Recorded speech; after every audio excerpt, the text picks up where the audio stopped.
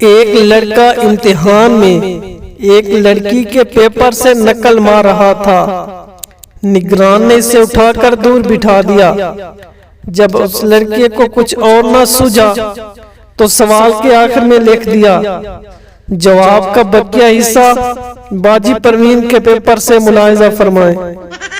तीन सरदार कहीं जा रहे थे। उन्होंने रास्ते में मुर्गा देखा। तीनों में बहस शुरू हो गई।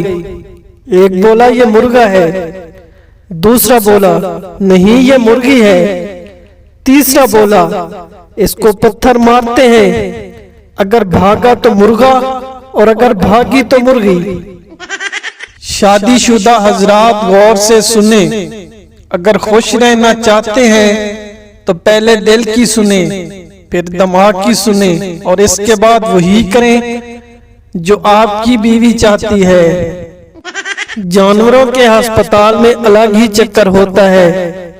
रजिस्टर में नाम तो मालिक का लिखा जाता है और बीमारी जानवर की, जैसे नाम हाजी रियाज, दुम की सूजन।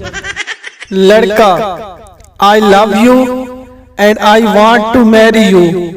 लड़की उर्दू में बोलो, इंग्लिश मुझे समझ नहीं आती भाई।